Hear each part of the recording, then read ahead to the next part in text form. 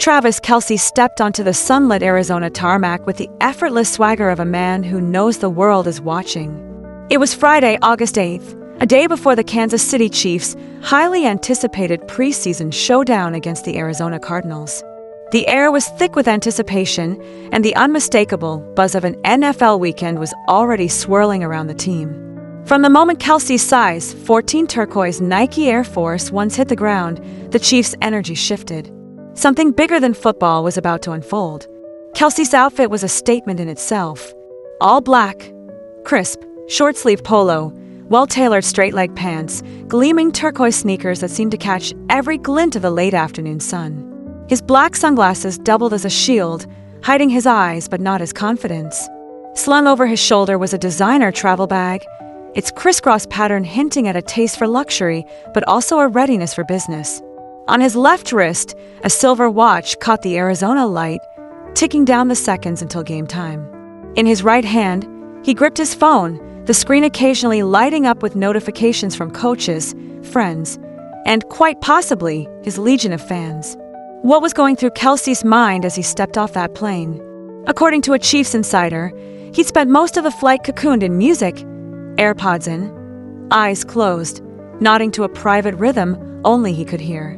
Between songs, he'd watched clips of the Cardinals' defense, analyzing patterns, looking for weaknesses, making mental notes. The focus was intense, but as the wheels hit the tarmac in Phoenix, the mood shifted. You could see the excitement on his face, the source said.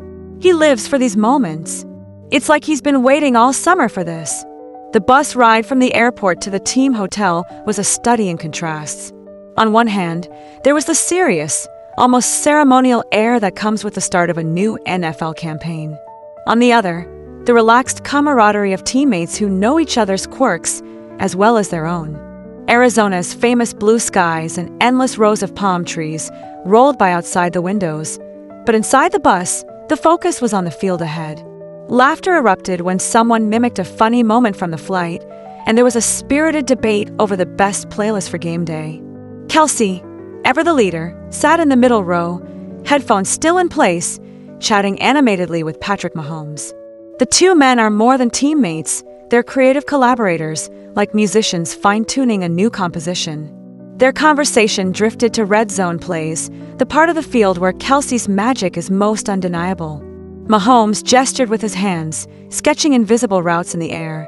Kelce nodded, eyes locked in, already visualizing how he'd break free from defenders and snatch a touchdown out of thin air. A team communications official, watching from a few seats back, likened it to seeing artists at work. They're like musicians tuning their instruments before a big performance, he remarked. There's a kind of quiet intensity that's hard to describe unless you've seen it up close. As the bus pulled up to the team's hotel, a gleaming, palm-lined resort in downtown Phoenix, the Chiefs' arrival didn't go unnoticed. A handful of fans had gathered outside, clutching jerseys, footballs, and hand-lettered signs. When Kelce stepped off the bus, the crowd surged forward, phones snapping, voices rising in a chorus of excitement. Far from brushing past, Kelce slowed down, signing autographs, posing for selfies, exchanging a few words with each fan. One young fan, barely 10, grinned up at his idol. He was so friendly, not in a hurry at all. It was great to meet him in real life, the boy later told reporters, clutching his newly signed football like a priceless treasure. Inside the hotel lobby, the mood was a mix of business and pleasure. Luggage was whisked away by bellhops, and players took the opportunity to snap a few photos of their own. Some sent quick updates to family and friends, others scouted out the best spots for a post-practice meal. But for Kelce, the focus never strayed far from football. After a brief check-in, he made his way to his suite, dropped his bags, and spent a few quiet minutes reviewing notes for the upcoming strategy meeting. Coach Andy Reid, a master of preparation, had scheduled a 5 p.m. meeting to go over offensive schemes. The focus, as always, was on maximizing Kelce's unique blend of speed, agility, and football IQ. We're going to move him around a lot, Reid told his assistants. Keep the defense guessing. Let Travis read and react. When he's at his best, there's no one in the league who can cover him. Kelce, for his part, was eager to embrace the challenge. In a recent interview, he'd summed up his preseason mindset.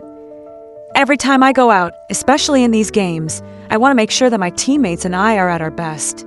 This is the time to tune up, to perfect, to build momentum for the real game. That hunger, that sense of purpose, is what sets Kelce apart. He's not just playing for stats or accolades.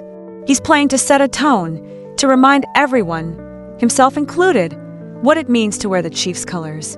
As evening settled over Phoenix, the team gathered in a private meeting room, the air thick with anticipation and the aroma of catered food. Kelce sat near the front, notebook open, pen in hand.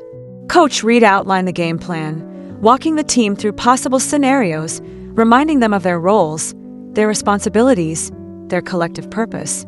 There was talk of double teams, of unexpected blitzes, of the need to adapt on the fly. Kelce listened intently, occasionally scribbling notes, sometimes exchanging glances with Mahomes as if to say, "We've got this." The meeting broke up with a chorus of "Let's go, Chiefs!" and the players dispersed, some heading to the gym for a quick workout, others retreating to their rooms for rest and recovery. Kelce opted for a session in the hotel's state-of-the-art fitness center, where he ran routes with backup quarterback Shane Buechele, working on timing and footwork. Even in the relaxed setting of a hotel gym, Kelce moved with purpose, every cut and catch a rehearsal for the real thing. Later that night, as the city lights sparkled outside his window, Kelce found a quiet corner of the hotel lounge. He ordered a light dinner, grilled chicken, vegetables, nothing too heavy, and spent a few minutes reflecting on his journey. From his childhood in Cleveland Heights to the bright lights of the NFL, from draft day uncertainty to Super Bowl glory, every step had led him here, to another season, another chance to write his name in football history. Outside, the desert night was warm and still. Inside, the Chiefs were ready. The anticipation for Saturday's game was electric, not just for the players, but for the fans who traveled hundreds of miles for a chance to see their heroes in action. For Kelce, it was another night before another game, but it was also something more, a reminder of why he played, of the thrill that never faded, of the responsibility and privilege of being a leader on and off the field. As the clock inched closer to midnight, Kelce sent a final text to his family, a ritual he'd kept since his rookie year. Then he set his alarm, turned off the light, and let the excitement of the day settle into dreams of touchdowns, victories, and moments yet to come. In the morning, the world would be watching. The stage was set, and Travis Kelce, as always, was ready for the spotlight.